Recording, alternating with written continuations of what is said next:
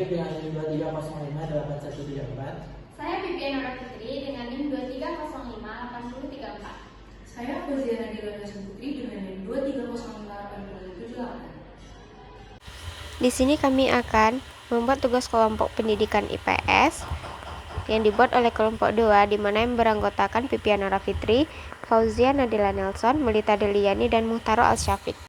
Bella, di sini saya akan menjelaskan materi pertama, yaitu tentang konsep dasar dan IPS.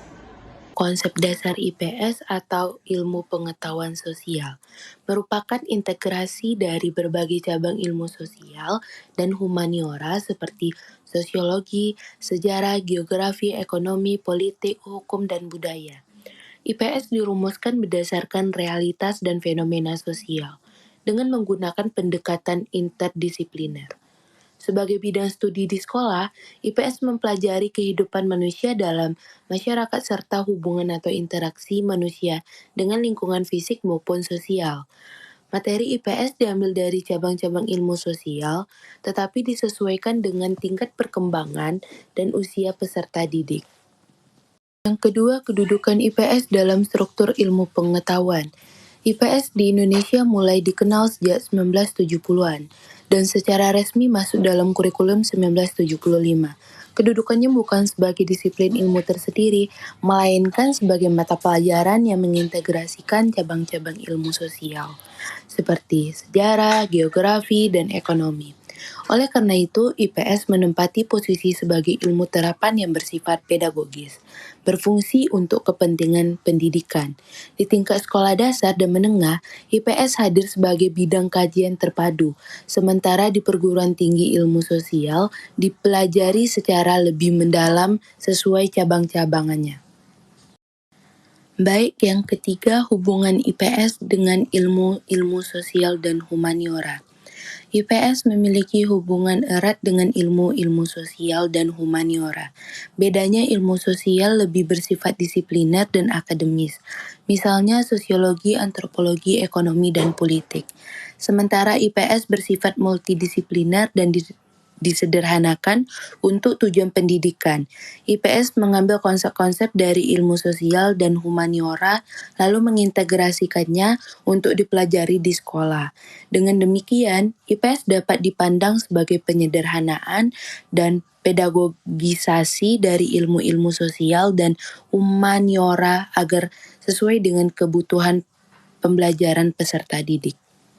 Baiklah, saya di sini akan menjelaskan materi tentang perkembangan dan pendekatan IPS. Perkembangan dan pendekatan IPS, di mana pendidikan IPS di Indonesia mengalami perkembangan yang cukup dinamis dari satu kurikulum ke kurikulum berikutnya. Tujuan utama selalu sama, membekali siswa dengan pemahaman tentang masyarakat, hubungan sosial, sejarah, ekonomi, budaya, serta bagaimana menjadi warga negara yang baik. Namun cara penyampaian materi dan pendekatan terus diperbaharui agar relevan dengan perkembangan zaman, termasuk globalisasi dan tuntutan abad ke-21. Misalnya saja, kurikulum 2013 menekankan pembelajaran yang aktif. Selanjutnya yaitu ada substansi pembelajaran IPS. Yang pertama yaitu fakta sosial, sejarah, budaya, dan ekonomi. Materi sejarah, geografi, maupun ekonomi, antropologi, ataupun sosiologi. Secara garis besar, siswa diajak memahami perkembangan masyarakat dari aspek masa lalu hingga kondisi sekarang. Yang kedua ada kesadaran kewarganegaraan dan karakter. IPS tidak hanya soal pengetahuan, tetapi juga pengembangan karakter. Yang ketiga yaitu pengembangan kompetensi berpikir kritis, analisis, refleksi, kemampuan memecahkan masalah. Yang keempat yaitu integrasi pendekatan pembelajaran. Yang kelima yaitu kontekstualisasi dan lokalitas. Strategi dan pendekatan pembelajaran IPS, yang dimana strategi dan pendekatan pembelajaran IPS yang membahas metode dan pendekatan yang dapat digunakan dalam mengajar ilmu pengetahuan sosial. Salah satu buku yang dapat dijadikan referensi yaitu buku Strategi Pembelajaran karya Ibu Sri Sundari.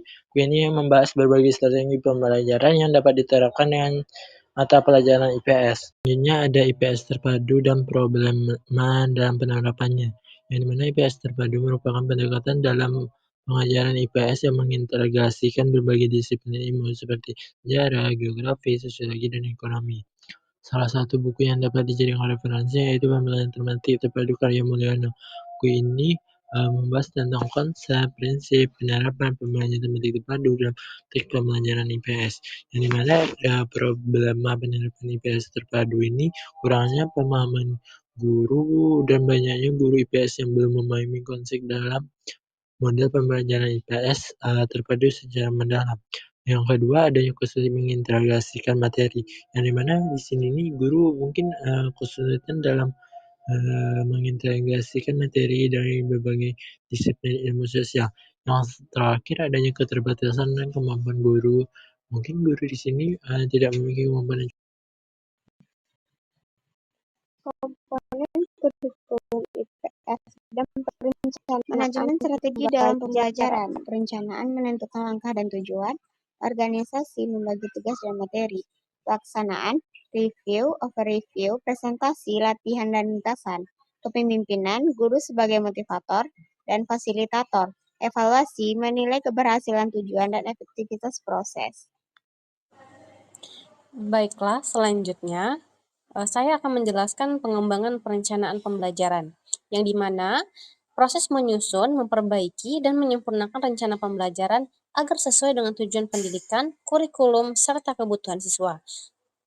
Pengembangan perencanaan pembelajaran ini bukan hanya membuat RPP, tetapi juga bagaimana guru menganalisis kebutuhan belajar, memilih metode, media, serta menyusun evaluasi secara sistematis. Yang kedua, itu ada proses pengembangan rancangan pembelajaran yang dimana menetapkan tujuan umum dan khusus pembelajaran, menganalisis kebutuhan dan karakteristik siswa, menyusun materi, metode, media, dan strategi pembelajaran, merancang instrumen evaluasi dan melakukan evaluasi formatif, revisi, dan evaluasi sumatif. Selanjutnya yaitu ada tujuan utamanya adalah mempermudah siswa belajar, mengarahkan guru dalam mengajar, serta menjadikan proses pembelajaran lebih terukur, terarah, efisien, dan bermakna. Yang keempat, itu ada prinsip pembangunan, menekankan pada perbedaan individu siswa, perkembangan usia dan kebutuhan belajar, variasi metode dan strategi, serta motivasi serta minat belajar siswa. Yang terakhir itu ada manfaat pengembangan perencanaan. Manfaat pengembangan perencanaan pembelajaran membantu guru mengatur alokasi waktu, materi, dan metode, menjadi pedoman dalam mencapai kompetensi, menghindari duplikasi materi, menjadi alat kontrol keberhasilan pembelajaran, dan meningkatkan kualitas akuntabilitas dan inovasi dalam pembelajaran.